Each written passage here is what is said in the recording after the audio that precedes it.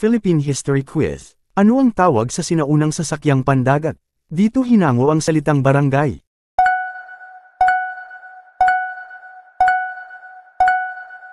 Sagot, B. Balangay. Ano ang tawag sa pinuno ng isang barangay?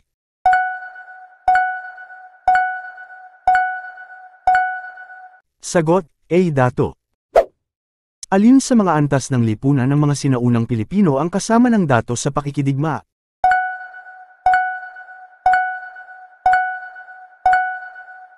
Sagot, B. Maharlika.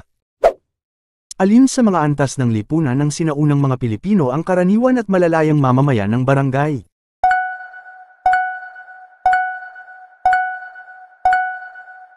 Sagot, C. Timawa. Anong uri ng alipin ang pinahihintulutang makapag-asawa, magkaroon ng sariling ari-arian, at hindi maaring ipagbili?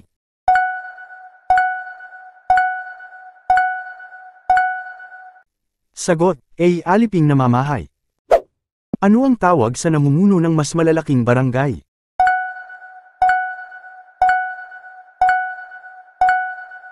Sagot, C. Raha. Anong uri ng alipin ang maaring ipagbili, walang sariling ari-arian, at kailangang humingi ng pahintulot sa kanyang Panginoon kung nais nitong mag-asawa?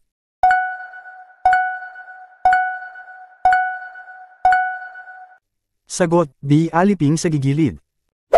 Nakatama ba ang beshi ko? Comment mo naman ang score.